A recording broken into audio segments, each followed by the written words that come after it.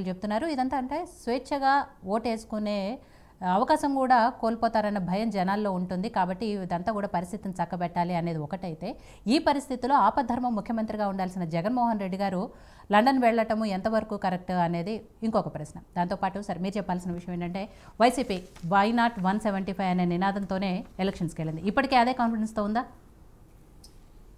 ముందుగా yo-yo TV ప్రేక్షకులందరికీ కూడా నమస్కారం అండి. అయితే మన చౌదరి గారు మాట్లాడినట్టుగా దాడులు వీటి గురించి నేను దాని గురించి కొద్దిగా క్లియర్ గా మాట్లాడతాను, కొద్దిగా ఓపెన్ గా కూడా మాట్లాడతాను. ముఖ్యంగా నేను పల్నాడు జిల్లాకు సంబంధించిన వ్యక్తిని. ఈ పల్నాడు జిల్లాలో గొడవలు జరిగిన ప్రతి ఒక్క గ్రామాన్ని ఒకసారి పరిశీలించండి. తెలుగుదేశం పార్టీకి ఫేవర్ గా ఉండే ఒక సామాజిక వర్గం బలంగా ఎక్కడైతే ఉందో ఆ గ్రామాల్లో మాత్రమే ఎక్కువగా 99% అక్కడే గొడవలు జరిగాయి. కారణం ఏంటి అని అంటే, ఈవెన్ మాది పెదకూరపాడు నియోజకవర్గం, మా పెదకూరపాడు నియోజకవర్గం ఎప్పుడు అసలు సంస్కృతి లేదు.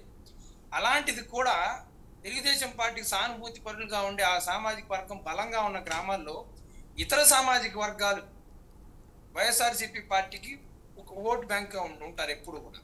వాళ్ళను ఓటు వెయ్యనీయకూడదు ఎలక్షన్స్ లో అన్న ఒకే ఒక కారణంతో చాలా గ్రామాల్లో చేసిందంతా కూడా ఈ పల్నాడు ప్రజలందరికీ తెలుసు. ఇక్కడ గొడవలు చేసిందంతా కంప్లీట్ గా టీడీపీ పార్టీ సభ్యులే, టీడీపీ పార్టీ సానుభూతి పరులే అనేది ఇక్కడ ఉన్న వాళ్ళందరికీ కూడా తెలుసు. కారణం ఏంటి అని అంటే, వైఎస్ఆర్సీపీ పార్టీకి ఓటు పడుతుంది అనేది ఒక కారణం.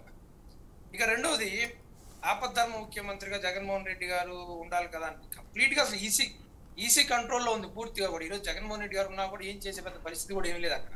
ఏదో ఆపద్ధర్మ ముఖ్యమంత్రిగా మాత్రమే ఉన్నారు అంతేగాని కంప్లీట్ ఈసీ డీజీపీ, ఈవెన్ డీజీపీని మార్చారు. ఈసీ కంట్రోల్లోనే ఉంది పూర్తిగా. ఈరోజు జగన్మోహన్ రెడ్డి గారు ఒకవేళ సమీక్ష చేసిన ఏం చేసినా కూడా సర్వసాధారణంగా ఏదైనా చెప్పగలుగుతారే తప్ప ఆయన కంట్రోల్ చేసే పరిస్థితి ఇప్పుడు లేదు.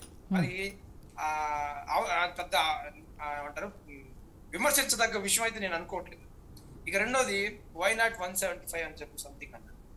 మాకు తెలిసి ఇక్కడ ఒకటి ఆపద్ధర్మ ముఖ్యమంత్రి అయినా ఇంకేదైనా కూడా రాష్ట్రం అలాంటి సిచ్యువేషన్ లో ఉన్నప్పుడు కనీస బాధ్యత, కనీస రెస్పాన్సిబిలిటీ కదా. ఇప్పుడు జగన్మోహన్ రెడ్డి గారు వెళ్లే సిచ్యువేషన్ లో రాష్ట్రం శాంతి పద్ధతులు బాగానే ఉంది. ఆ ఒక్క రోజు ఆ 2 రోజులు మాత్రం గొడవలు జరిగినాయి తప్ప ఇప్పుడు రాష్ట్రం బాగానే ఉంది. ఆయన ఈ రోజు నిన్న వెళ్ళాడు, నిన్న వెళ్లే సమయానికి బాగానే ఉంది రాష్ట్రం. ఇప్పుడేం గొడవలు జరగట్లేదు ఎక్కడా కూడా. ఈవెన్ సిట్ కూడా విచారణ చేసింది. ఆ 2 రోజులు జరిగిన దాని మీద మాత్రం విచారణ చేసింది. ఇప్పుడేం ఎక్కడా గొడవలు జరగట్లేదు. వీళ్ళన్నట్టుగా ఏదో మొదటి నుంచి కూడా అరాచకాలు అంటే ప్రభుత్వం మీద విమర్శ చేయడానికి ఎటువంటి కారణాలు లేకుండా ఒక అరాచకాలు అంటారు, అదేదో చెప్తుంటారు కానీ నాకు ఆ పదాలు పెద్దగా అర్థం కూడా కావు. మరి అయితే ఇప్పుడు మనం సీట్ల గురించి మాట్లాడుకుంటాం. మాకు తెలిసి ఎలక్షన్ అనేది ఒకే ఒక పాయింట్ మీద జరిగింది, జగన్ యాంటీ జగన్.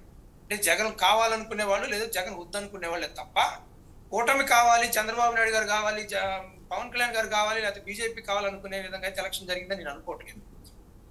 ఈవెన్ ఇంకొకటి, ఇక్కడ జగన్మోహన్ రెడ్డి ఎందుకు కాదు అనుకోవాలి అని అంటే, నిజం నేను ఓపెన్ గా మాట్లాడుతున్నాను. ఆ 2 పార్టీలకు సంబంధించి ఆ 2 సామాజిక వర్గాలకి వాళ్ళ నాయకులు లీడర్స్ కావాలి, ముఖ్యమంత్రి కావాలి, లేదా వాళ్ళు అధికారంలోకి రావాలని కోరిక తప్ప మిగిలిన ఏ సామాజిక వర్గాలకు కూడా జగన్మోహన్ రెడ్డి గారు ఎందుకు వద్దు అంటానికి ఎటువంటి కారణం లేదు.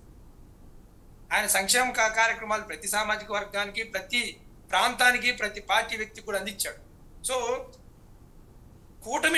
కూటమి ఎందుకు కావాలి ప్రజలకి అని ప్రశ్న వేస్తే ఒక్క చిన్న సమాధానం కూడా చెప్పలేదు. జగన్మోహన్ రెడ్డి గారి కంటే మేము ఎక్కువ సంక్షేమ పథకాలు ఇస్తామన్నా కూడా వీళ్ళ నమ్మే పరిస్థితి ఉన్న 2014 అనుభవ దృష్ట్యా ఖచ్చితంగా లేదు. వాళ్ళ సూపర్ 6 అనేది కరెక్ట్ గా జనంలోకి వెళ్ళి అడిగితే ఆ సూపర్ 6 అంటే ఎవరికి కరెక్ట్ తెలియదు. వీళ్ళు 4000 పెన్షన్ ఇస్తాం, జూలైలో 7000 ఇస్తాం ఏకంగా అన్నా కూడా ఒక ముసలి వాళ్ళ దగ్గరికి వెళ్ళి అడిగితే వాళ్ళకి ఆ విషయం కూడా తెలియదు కనీసం. అంటే చంద్రబాబు నాయుడు గారు లేదా కూటమి మేనిఫెస్టో ఏంటి అని కనీసం చిన్న చర్చ కూడా జరగల ప్రజలు. జగన్మోహన్ రెడ్డి గారు ఏంటి, జగన్మోహన్ రెడ్డి గారి మేనిఫెస్టో ఏంటి అని చర్చ జరిగింది. అది మనందరికి కూడా తెలుసు. ఈవెన్ ఈ మీడియా సంస్థలు కూడా జగన్మోహన్ రెడ్డి గారి మేనిఫెస్టో కోసం ఎంతో ఈగర్గా వెయిట్ చేసినాయి కూడా. సో ఏ కాడికి జగన్మోహన్ రెడ్డి కావాలా వద్దా అనే చర్చ మీద మాత్రమే ఓటింగ్ జరిగింది తప్ప మిగిలిన వాళ్ళు చూసే జరగలేదు. జనం అనేవాళ్ళు చాలా క్లారిటీగా ఉన్నారు, జగన్మోహన్ రెడ్డి గారు కావాలి అనే ఉద్దేశంతో ఉన్నారు. నా ఉద్దేశం ప్రకారంగా మరీ అంత టైట్ ఫైట్ గా జరిగింది అయితే నేను అనుకోవట్లేదు. అసలు ఓటర్ సైలెంట్ గా ఓటేశాడు, ఎవరికి వేశారు అనేది ఎవరికి తెలియదు. కానీ ఓటర్ అనేవాడు జగన్మోహన్ రెడ్డిని ఎందుకు కాదనుకుంటాడో నేను ఆలోచన చేసుకుంటే నాకు తెలిసి కూటమి అంత టైట్ ఫైట్ కూడా కాదు, రిజల్ట్ రోజు తెలిసిద్దని నేను అనుకుంటున్నా. 150 సీట్లు కూటమికి వస్తాయి అనేది అట్లా నాకు పక్కన పెడితే నేనైతే 130+ వైఎస్ఆర్సీపీ పార్టీ గెలుస్తుంది. అది కూడా మంచి ఓట్ షేర్ తోటి 52-53% ఓట్ షేర్ తోటి గెలుస్తుందని నేను అనుకుంటున్నాను. జగన్మోహన్ రెడ్డి గారు వద్దు అంటే జనం దగ్గర ఎటువంటి కారణం లేదు. ఇంకోటి ఓపెన్ గా ఇంకోటి మాట్లాడతాను, పోల్ మేనేజ్మెంట్ అంటే ఆ 2 రోజులు జరిగే పోల్ మేనేజ్మెంట్ ఈ బహిరంగ రహస్యాలు మనం ఓపెన్ గా మనం మాట్లాడుకుంటే పదం వాడకపోయినా చెప్తాను, మీకు అర్థమైంటుంది అనుకుంటున్నాను. ఈ పోల్ మేనేజ్మెంట్ లో 100% టీడీపీ పార్టీ కంటే కూడా వైఎస్ఆర్సీపీ పార్టీ ఒక మెట్టు పైనే ఉంది. నేను చాలా నియోజకవర్గాలు కనుక్కున్నాను. బూత్ ఏమంటారు, బూత్ లెవెల్ మేనేజ్మెంట్ కానీ పోల్ మేనేజ్మెంట్ కానీ వైఎస్ఆర్సీపీ పార్టీ టీడీపీ పార్టీ కంటే కూడా ఖచ్చితంగా ఒక 2-3 మెట్లు పైనే ఉంది. ఇంకొకటి నాకు నిన్న రాత్రి ఒక రాబిన్ శర్మ గారికి ఒక సర్వే సంస్థ ఉందండి, షో టైం అని.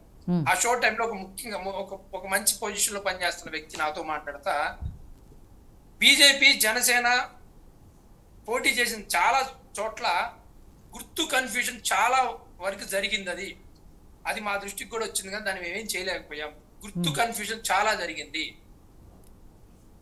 అనేది ఉంది. మాకు అది కూడా ఒక విధంగా అడ్వాంటేజ్, కూటమి అవడం కూడా మాకు ఒక విధంగా అడ్వాంటేజ్.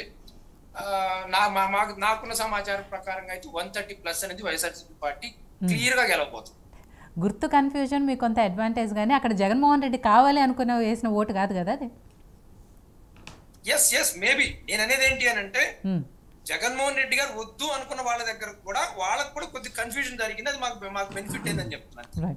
కావాలనుకున్న వాళ్ళు 52-53% ఉంటారు ఖచ్చితంగా. జగన్మోహన్ రెడ్డి గారు కావాలనుకున్న వాళ్ళు, వద్దు అనుకున్న వాళ్ళలో కూడా కొంత అడ్వాంటేజ్ మాకు జరిగింది. అది ఇంకా మాకు లాభిస్తుందని మాత్రం నేను చెప్తున్నాను. రైట్.